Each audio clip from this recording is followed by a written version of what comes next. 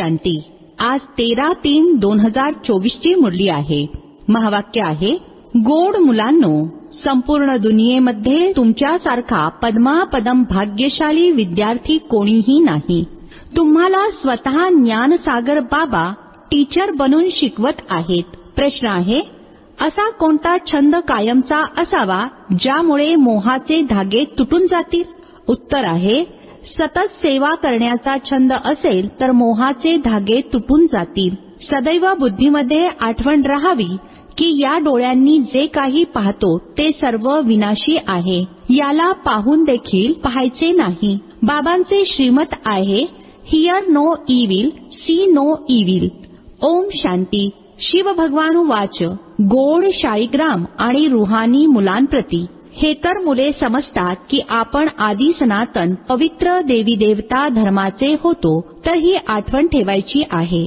आदी सनातन देवी देवता धर्माला तर खूप मानतात, परंतु देवता धर्म म्हणण्याऐवजी हिंदू धर्म नाव दिले आहे. तुम्ही जाणता आम्ही आदी सनातन कोण होतो आणि मग पुनर्जन्म घेत घेत हे बनलो आहोत. हे सर्व स्वयं ईश्वर बसून समजावून सांगत आहेत. भगवंत कोणी देहधारी मनुष्य नाहीये. बाकी सर्वांना आपापला देह आहे. शिवबाबांना म्हटले जाते विदेही. त्यांना आपला स्वतःचा देह नाही. बाकी सर्वांना आपला आपला देह आहे. तर स्वतःला देखील असे विदेही समजणे किती गोड वाटते.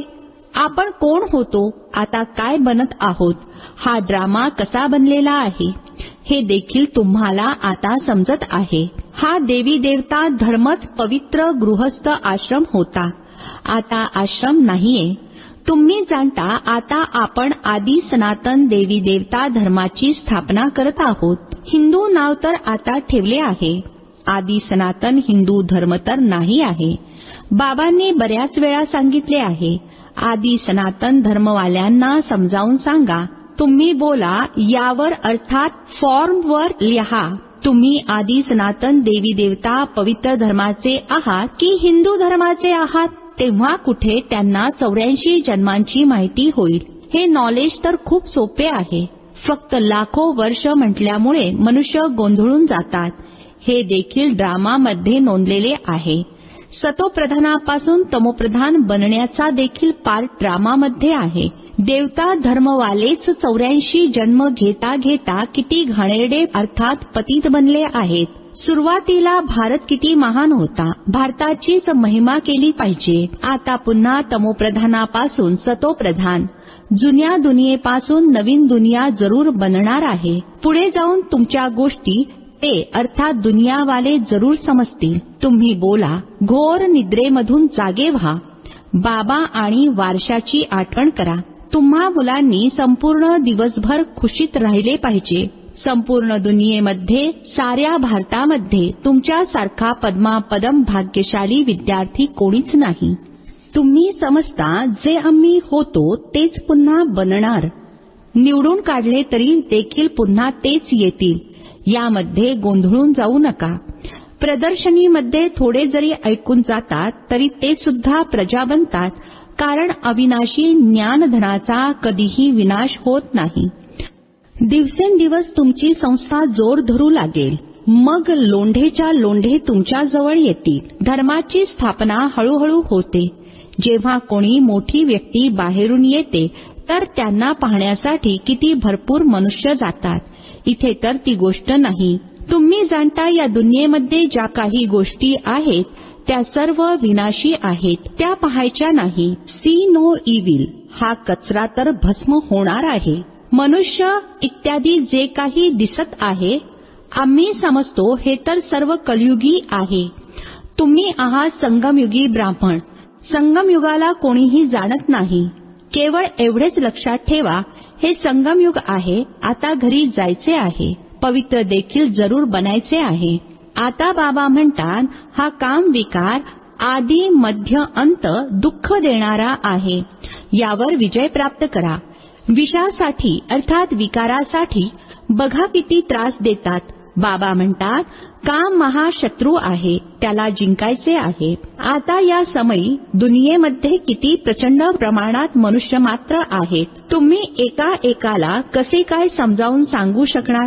एकाला समजावून सांगितले तर दुसरा म्हणतो की जादू आहे आणि मग शिक्षणच सोडून देतात. म्हणून बाबा म्हणतात, आदी सनातन धर्मवाल्यांना समजावून सांगा. आदी सनातन आहेच मुळी देवता धर्म. तुम्ही समजावून सांगा, या लक्ष्मी नारायणाने हे पद कसे प्राप्त केले? मनुष्यापासून देवता कसे बनले? जरूर अंतिम जन्म असेल. 84 जन्म पूर्ण केल्यानंतरच मग हे अर्थात देवता बनले. ज्यांना सेवेची आवड आहे ते तर यामध्ये मग्न राहतात. इतर सर्व गोष्टींमधून मोह इत्यादी नष्ट होतो. मी या डोळ्यांनी जे काही पाहतो ते सर्व विसरायचे आहे. जसे काही पाहतच नाहीत. See no evil, hear no evil, talk no evil. मनुष्य तर माकडांचे चित्र बनवतात, समजत काहीच नाहीत. मुली किती मेहनत करतात. बाबा त्यांना शाबासकी देतात. ज्या हे ज्ञान समजावून सांगून लायक बनवतात. बक्षीस देखील त्यांनाच मिळते जे काम करून दाखवतात. तुम्ही जाणता बाबा आम्हाला किती बक्षीस देतील? पहिल्या नंबरचे बक्षीस आहे सूर्यवंशी राजधानी. दुसऱ्या नंबरचे बक्षीस आहे चंद्रवंशी राजधानी. नंबरवार तर असतातच. भक्ती मार्गाची शास्त्र सुद्धा किती बनवत बसतात. आता बाबा समजावून सांगत आहेत की ही शास्त्र वाचल्याने, यज्ञ तप केल्याने मला कोणीही प्राप्त करू शकत नाही. दिवसेंदिवस किती पाप आत्मा बनत जातात. कोणीही पुण्य आत्मा बनू शकत नाही. बाबाच येऊन पुण्य आत्मा बनवितात. एक आहे हदचे दान पुण्य, दुसरे आहे बेहदचे. भक्ती मार्गामध्ये इनडायरेक्ट ईश्वर अर्थ दान पुण्य करतात. परंतु ईश्वर कोणाला म्हटले जाते हेच जाणत नाहीत. आता तुम्ही जाणता. तुम्ही म्हणता की शिवबाबाच आम्हाला कोणापासून कोण बनवितात. ईश्वर तर एकच आहे, त्याला मग सर्वव्यापी म्हटले आहे. तर त्यांना समजावून सांगितले पाहिजे की हे तुम्ही लोकांनी काय केले आहे. तुमच्याकडे येतात देखील, थोडेसे ऐकून बाहेर गेले की संपले. इथले इथेच राहते, सर्व विसरून जातात. तुम्हाला म्हणतात ज्ञान खूप चांगले आहे, आम्ही पुन्हा येऊ. परंतु मोहाचे धागे तुटत नाहीत. मोहजीत राजाची गोष्ट किती सुंदर आहे. फर्स्ट क्लास मोहजीत राजा हे लक्ष्मी नारायण आहेत. परंतु मनुष्य समजतच नाहीत. आश्चर्य आहे. रावण राज्यामध्ये शिडी उतरत एकदम खाली कोसळतात, अर्थात पतित बनतात. मुलांचा एक खेळ असतो ना, वर जाऊन पुन्हा खाली घसरत येतात. तुमचा खेळ देखील खूप सोपा आहे. बाबा म्हणतात, चांगल्या प्रकारे धारणा करा, कोणतेही घाणेरडे काम करू नका. बाबा म्हणतात, मी बीजरूप सत चित्त आनंद स्वरूप आहे, ज्ञानाचा सागर आहे. आता ज्ञानाचा सागर वर बसून राहतील काय? जरूर कधीतरी येऊन ज्ञान दिले असणार. ज्ञान काय गोष्ट आहे हे देखील कोणाला माहीत नाही आहे. आता बाबा म्हणतात, मी तुम्हाला शिकविण्यासाठी येतो तर नियमितपणे अभ्यास केला पाहिजे. एक दिवस सुद्धा अभ्यास चुकविता कामा नये. कुठला न कुठला पॉइंट जरूर चांगला मिळेल. मुरली वाचली नाही तर जरूर पॉइंट मिस होईल. पुष्कळ पॉइंट्स आहेत. हे देखील तुम्हाला समजावून सांगायचे आहे की तुम्ही भारतवासी आदी सनातन देवी देवता धर्माचे होता. आता किती अनेक धर्म आहेत. पुन्हा इतिहासाची पुनरावृत्ती नक्की होणार. ही चढण्या आणि उतरण्याची शिडी आहे. जसा जिनला आदेश दिला, शिडी उतर आणि चढ. तुम्ही सर्वजण जिन्न आहात ना. 84 ची शिडी चढता आणि मग पुन्हा उतरता. किती भरपूर मनुष्य आहेत. प्रत्येकाला किती पाठ बजावयाचा असतो. मुलांना तर मोठे आश्चर्य वाटले पाहिजे. तुम्हाला बेहदच्या नाटकाची संपूर्ण ओळख मिळाली आहे. संपूर्ण सृष्टीच्या आदी मध्य अंताला आता तुम्हीच जाणता. इतर कोणीही मनुष्य मात्र जाणू शकत नाहीत.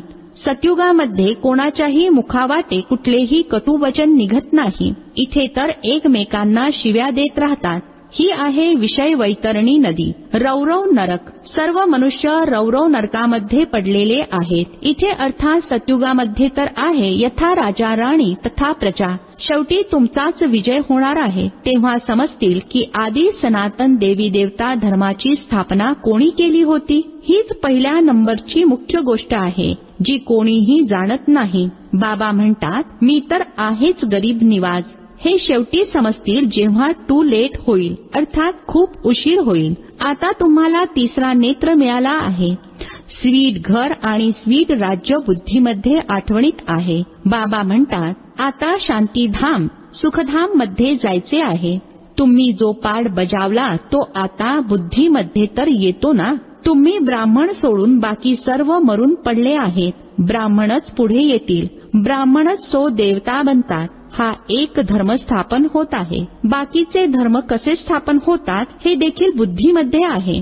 समजावून सांगणारे एक बाबाच आहेत. अशा बाबांची क्षणोक्षणी आठवण केली पाहिजे. काम धंदा इत्यादी भले करा, फक्त पवित्र बना. आधी सनातन देवी देवता धर्म पवित्र होता, आता पुन्हा पवित्र बनणार आहे. चालता फिरता मजपित्याची आठवण करा तर तुम्ही सतोप्रधान बनाल. ताकद तेव्हा येईल जेव्हा सतोप्रधान बनाल. आठवणीच्या यात्रेशिवाय तुम्ही उच्च ते उच्च पद कधीही प्राप्त करू शकणार नाही. जेव्हा सतोप्रधानतेपर्यंत पोहोचाल तेव्हाच पापे भस्म होतील. हा आहे योग अग्नी. हा शब्द गीतेमध्ये आहे. योग योग म्हणून डोकेफोड करतात. योग शिकविण्यासाठी विदेशामधून सुद्धा काहींना फसवून घेऊन येतात. आता जेव्हा तुमच्या गोष्टी कोणी समजतील, परमात्मा सुप्रीम सोल तर एकच आहे, तेच येऊन सर्वांना सुप्रीम बनवतात. एक दिवस वृत्तपत्रवाले या गोष्टी नक्की छापतील. हे तर बरोबर आहे. राजयोग एक परमपिता परमात्म्याशिवाय दुसरे कोणीही शिकवू शकत नाही. अशा गोष्टी मोठमोठ्या अक्षरांमध्ये छापायला हव्यात. अच्छा, गोड गोड खूप खूप वर्षानंतर भेटलेल्या मुलांप्रती मातपिता बापदादांची प्रेमपूर्वक आठवण आणि सुप्रभात. आत्मिक पित्याचा आत्मिक मुलांना नमस्ते. आम्हा आत्मिक मुलांचा आत्मिक पित्याला नमस्ते. धारणेसाठी मुख्य सारांश आहे. पहिला पॉइंट आहे सूर्यवंशी राजधानीचे बक्षीस घेण्यासाठी बाप दादांची शाबासकी घ्यायची आहे. सेवा करून दाखवायची आहे. मोहाचे धागे तोडायचे आहेत. दुसरा पॉइंट आहे ज्ञानसागर विदेही बाबा स्वतः शिकवण्यासाठी येतात. त्यामुळे दररोज अभ्यास करायचा आहे. एकही दिवस अभ्यास चुकवायचा नाही. बाप समान विदेही बनण्याचा पुरुषार्थ करायचा आहे. आजचे वरदान आहे आपल्या प्रॅक्टिकल जीवनाच्या पुराव्याद्वारे सायलेन्सच्या शक्तीचा आवाज पसरविणारे विशेष सेवाधारी भव. स्पष्टीकरण आहे प्रत्येकाला सायलेन्सच्या अर्थात शांतीच्या शक्तीचा अनुभव करविणे ही एक विशेष सेवा आहे. जसे विज्ञानाची शक्ती प्रसिद्ध आहे तशीच शांतीची शक्ती देखील प्रसिद्ध व्हावी. सर्वांच्या मुखातून आवाज निघावा की सायलेन्सची शक्ती सायन्स पेक्षा देखील श्रेष्ठ आहे. तो दिवस देखील येणार आहे. सायलेन्सच्या शक्तीची प्रत्यक्षता अर्थात बाबांची प्रत्यक्षता. सायलेन्सच्या शक्तीचे प्रॅक्टिकल प्रमाण आहे तुम्हा सर्वांचे जीवन. प्रत्येक जण चालते फिरते शांतीचे मॉडेल दिसावे. तेव्हा सायन्सवाल्यांची नजर देखील सायलेन्सवाल्यांकडे जाईल. अशी सेवा करा तेव्हा म्हणणार विशेष सेवाधारी. स्लोगन आहे सेवा आणि स्थितीचा बॅलन्स ठेवा तर सर्वांचे आशीर्वाद मिळत राहतील. मातेश्वरीजींची महावाक्ये. गीत आहे नयनहीन को राह दिखाओ प्रभू. आता मनुष्य हे जे गाणे गातात नयनहीन को राह बताओ, तर याचा अर्थ मार्ग दाखविणारा तर एक परमात्माच आहे. म्हणून तर परमात्म्याला बोलावतात आणि ज्या समयी म्हणतात की प्रभू राह बताओ, तर जरूर मनुष्यांना मार्ग दाखविण्यासाठी खुद्द परमात्म्याला निराकार रूपामधून साकार रूपामध्ये अवश्य यावे लागेल. आणि येतील तेव्हाच तर स्थूल मध्ये मार्ग दाखवतील. आल्याशिवाय मार्ग तर सांगू शकणार नाहीत. आता मनुष्य जे गोंधळलेले आहे त्या गोंधळलेल्यांना मार्ग हवा आहे. त्यामुळे परमात्म्याला म्हणतात, नयनही नको राह बताओ प्रभू. त्यांनाच मग खिवय्या देखील म्हटले जाते, जे त्या पलीकडे किंवा या 5 तत्वांनी जी सृष्टी बनली आहे त्याला पार करून त्याच्या पलीकडे, अर्थात 5 तत्वांच्या पार जे 6वे तत्व अखंड ज्योती महतत्व आहे तिथे घेऊन जातील. तर परमात्मा देखील जेव्हा त्या तीरावरून या तीरावर येतील तेव्हाच तर घेऊन जातील. तर परमात्म्याला देखील आपल्या घरून यावे लागते. म्हणूनच तर परमात्म्याला खिवय्या म्हणतात. तेच आम्हा बोटींना अर्थात आत्मारूपी नावेला पार घेऊन जातात. आता जे परमात्म्यासोबत योग ठेवतात त्यांनाच बरोबर घेऊन जातील. बाकी जे राहतील ते धर्मराजाची शिक्षा खाऊन शेवटी मुक्त होतात.